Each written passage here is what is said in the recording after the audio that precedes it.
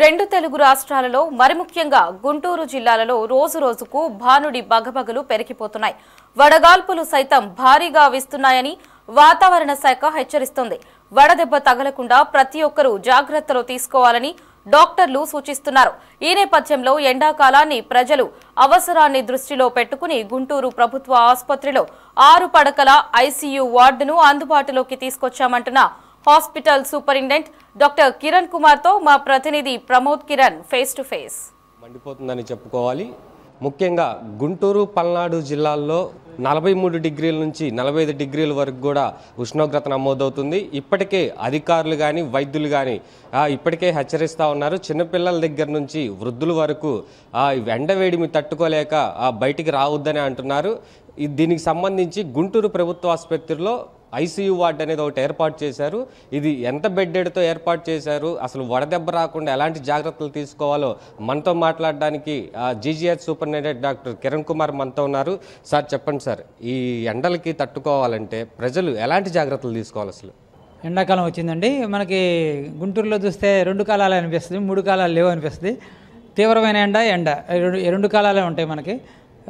తక్కువగా మన శీతాకాలం కానీ వానాకాలం కానీ చూస్తాం, కానీ ఎక్కువగా మనకి ఎండాకాలం అనిపిస్తుంది. దట్టు ఈ మార్చి ఏప్రిల్ మే నెలలో అయితే మాత్రం పీక్ సమ్మర్ ఉంటుంది. పీక్ సమ్మర్ అంటే మోర్ దాన్ 47 డిగ్రీస్ కూడా రికార్డ్ అవుతున్న నమోదవుతున్న సంఘటనలు మనం ఇప్పుడు చూస్తూ ఉన్నాం. పేషెంట్కి ఎప్పుడు కూడా 40 డిగ్రీల కోర్ టెంపరేచర్, బాడీ టెంపరేచర్ కనుక 40 డిగ్రీల సెంటీగ్రేడ్కి తాడితే మాత్రం వీళ్ళు హీట్ స్ట్రోక్కి లోనయ్యే అవకాశం ఉంది. వడదెబ్బ తగిలి ప్రమాదానికి లోనయ్యి ప్రాణాలు కోల్పోయే అవకాశం ఉంది. సార్ చెప్పండి, గుంటూరు ప్రభుత్వ ఆసుపత్రిలో మీరు ప్రత్యేకంగా అంటే గతంలో ఎన్నో లేని విధంగా ఇప్పుడు ఐసీయూ బెడ్ ఏర్పాటు చేశారు. ఇది ఎన్ని బెడ్తో ఏర్పాటు చేశారు, అక్కడ ఎవరెవరు స్టాఫ్ని ఏర్పాటు చేశారు? సో వీళ్ళకి మనకు ఇమీడియట్గా మనం ఏం చేయాలి అన్న దాంట్లో 100% వైద్యం వెంటనే అందాల్సిన అవసరం ఉంది. ఒక వడదెబ్బ తగిలిన సూచనలు గ్రహించిన వెంటనే వాళ్ళని ఇమీడియట్గా ఎండ నుంచి నీడలోకి తీసుకెళ్ళటం, చల్లటి వాతావరణంలో ఉంచడం, అవసరమైతే ఏసీ గదుల్లో ఉంచడం, ఒళ్ళు కోల్డ్ స్పాంజింగ్ చల్లటి నీళ్ళతో ఒళ్ళంతా తుడవటం, వెంటనే కొద్దిగా డిహైడ్రేషన్ లేకుండా ఫ్లూయిడ్స్ ఇవ్వటం, మంచినీళ్ళు తాగించడం, మజ్జిగ తాగించడం, అలానే ఐవీ ఫ్లూయిడ్స్ ఇవ్వడం కూడా చేయాల్సిన అవసరం ఉంది. డాక్టర్ పర్యవేక్షణ మరీ అవసరం ఉంది. ఎస్పెషల్లీ పసిబిడ్డలకి వయోవృద్ధులకైతే మాత్రం వడదెబ్బ వెంటనే తగిలే అవకాశం ఉంది. ఎక్కువసేపు ఎండలో తిరగకుండా ఉండాల్సిన అవసరం ఉంది. చల్లపూటే మనం పనులు ముగించుకోవాలి. కొద్దిగా ఎర్లీగా 5 లేచి ఏదైనా పనులు ఉన్నా కూడా 12 గంటకల్లా మనం ఇంటికి రావాల్సిన అవసరం ఉంది. మరీ తీవ్రమైన ఎండ మధ్యాహ్నం ఉంటుంది కాబట్టి ఆ ఎండకి మనం మాత్రం నీడ పట్టున ఉండాల్సిన అవసరం ఉంది. అవసరమైతే సాయంత్రం 8-10 దాకా కూడా పనులు చేసుకోవచ్చు.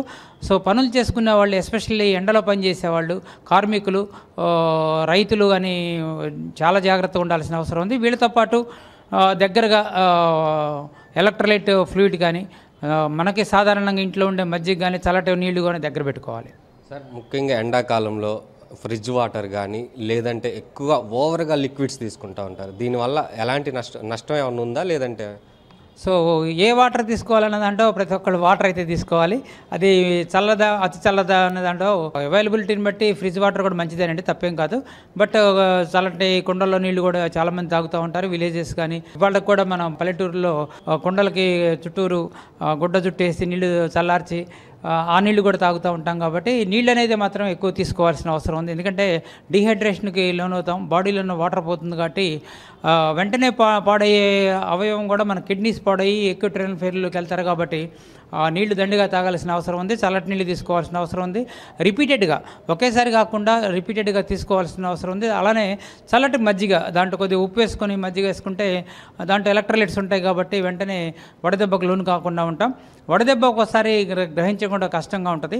ఒక్కొక్కసారి స్కిన్ అల్సర్స్ దగ్గర నుంచి, స్కిన్ ర్యాష్ దగ్గర నుంచి కోమాలోకి వెళ్ళిపోయే అవకాశం కూడా ఉంటుంది. కాబట్టి దాని తీవ్రతను బట్టి వెంటనే మనం గ్రహించి దగ్గరలో ఉన్న డాక్టర్లను సంప్రదించాలి. ఇక్కడ గవర్నమెంట్ హాస్పిటల్ అయితే మేము దాదాపు 6 పడకలతో ఐసీయూ ఒకటి ఏర్పాటు చేయడం జరిగింది. 24 గంటలు డాక్టర్ల పర్యవేక్షణలో మెడికల్ విభాగం, జనరల్ మెడిసిన్ విభాగం శైలజ గారు ఉన్నారు. వాళ్ళ ఆధ్వర్యంలో ఒక 6 బెడ్స్ అయితే మాత్రం ఇమీడియట్గా అందుబాటులోకి తీసుకొచ్చాం. అలానే చిన్నపిల్లలకు కూడా పీడియాట్రిక్స్ వార్డులో ఒక 6 బెడ్స్ కూడా అరేంజ్మెంట్ చేయడం జరిగింది. ఇది పూర్తిగా మొత్తంగా చూసుకుంటే ఎండాకాలంలో చాలా జాగ్రత్తలు తీసుకోవాలి. ఏదైనా సమస్య ఉంటే వెంటనే వైద్యులను కూడా సంప్రదించాలని GGH superintendent doctor Kiran Kumar తెలిపారు. కెమెరామెన్ షణ్ముఖ్తో సిటీ న్యూస్ 24/7 ప్రమోద్ కిరణ్, గుంటూరు.